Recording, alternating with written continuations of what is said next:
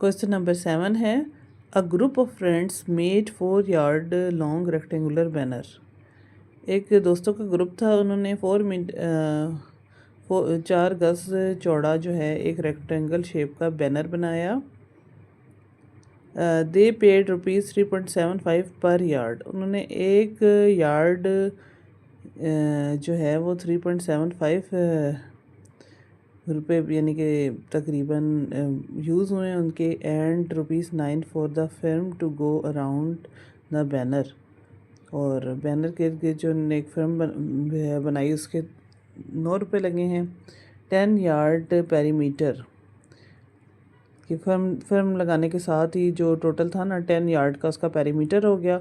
What was the width of the banner. अब जो final width है ना उसकी चौड़ाई बतानी है, कितना चौड़ा बना है बैनर, वो आपने बता देना है। सो उसके लिए उसका सॉल्यूशन फाइंड आउट करते हैं।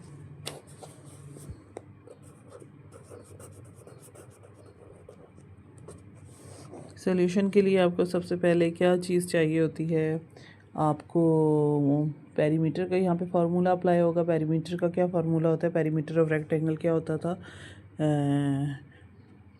2 टाइम्स इंटू जो लेंथ प्लस विड्थ होती थी वो होता था। तो लेंथ उन्होंने बता दी है, length is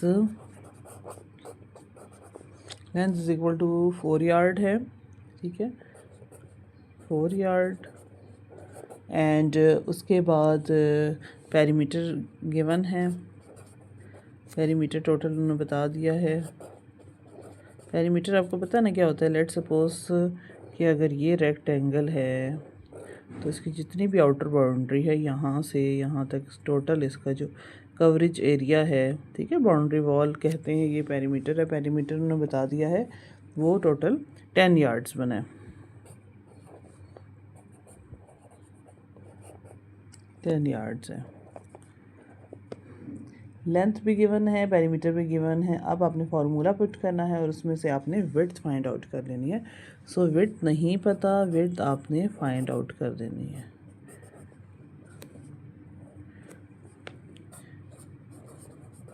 perimeter of rectangle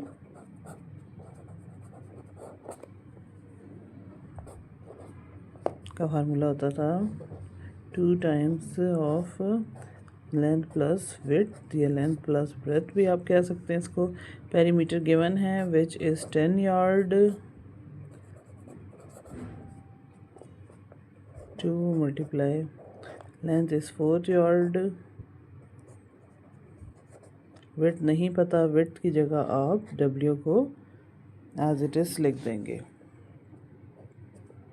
so सबसे पहले ये 2 मल्टीप्लाई इस 2 को मैं इस साइड पे लेकर आऊँगी। सो मुझे क्या करना है, यहाँ डिवाइडेड बाय 2 करूँगी। जब यहाँ पे डिवाइड करेंगे तो फिर दूसरी साइड पे भी डिवाइड ही होगा, यहाँ से कट डाउन होगा। 2 1 ज़ा 2, 2 1 ज़ा 2, 2 1 ज़ा 2 एंड 2 5 ज़ा 10, ठीक है। Now this will become 5 yard is equal to 4 yard multiply width, ठीक है। अब आपने विड्थ फाइंड आउट करनी, तो यहाँ से 4 नंबर नहीं होना चाहिए, अगेन 4 मल्टीप्लाई हो रहा है, तो मल्टीप्लाई का रेसिप्रोकल होता है डिवाइड करेंगे by 4 and by 4, divided by 4, so 5 by 4।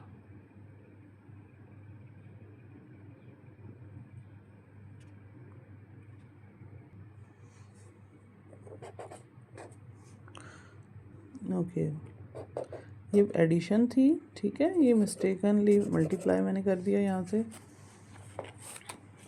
So now this will become width find out आपने करनी है। सो विड्थ में +4 था तो अदर साइड पे जाके क्या हो जाएगा, माइनस हो जाएगा। 5 - 4 यार्ड्स बनेंगे, ये टोटल यार्ड है, तो 1 yard, width is 1 yard, width will become 1 yard.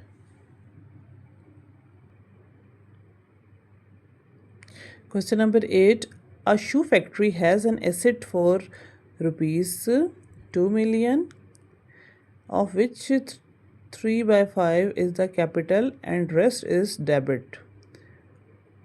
Find amount of the capital and debit.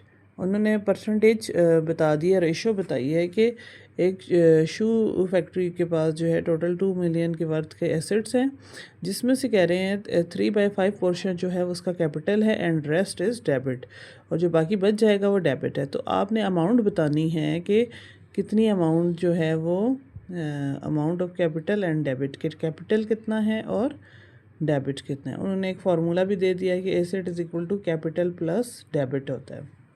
सो आप इसको स्टार्ट करें। सबसे पहले तो लिखेंगे टोटल एसेट्स,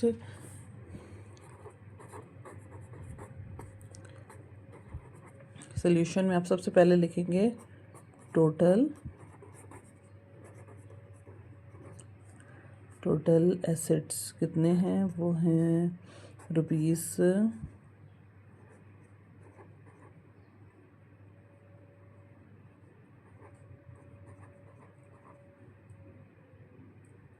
2 मिलियन है। ठीक है, 2 मिलियन है। सो सबसे कैपिटल अमाउंट, कैपिटल क्या उन्होंने बताया वह है, कैपिटल कितना है वो कह रहे हैं 3/5 ऑफ रुपीस 2 मिलियन का। ऑफ का क्या मीनिंग होता है मैथमेटिक्स में? ऑफ का मीनिंग होता है multiplies. 3/5 is multiplied by 2 million. 5 1s are 5, 5 4s are 20, 1 2 3 4 5, 1 2 3 4 5। सो अब आपने इसको 400,000 को 3 से मल्टीप्लाई करें। सो दिस विल बिकम 1200,000 या 1,200,000 भी ये आ गया इसकी अमाउंट कि इसका कैपिटल इतना है। अब कैपिटल आपने बता दिया तो आपने इस फार्मूले को अप्लाई करना है। Asset is equal to capital plus debit. So asset आपके पास कितना था, कैपिटल अमाउंट कितनी आई है, वो आई है 1,200,000। डेबिट आपको नहीं पता, वो आपने फाइंड आउट कर लेना है इसी फार्मूले में। अब डेबिट को आप इसी साइड पे लिखेंगे एंड इस अमाउंट की, कैपिटल के अमाउंट को अदर साइड पर ले जाएंगे, -1200 एंड 000। सो डेबिट अमाउंट क्या आ गई, इन दोनों को सब्ट्रैक्ट करेंगे, माइनस करेंगे तो डेबिट अमाउंट आ जाएगी 800,000 रुपीस 800,000।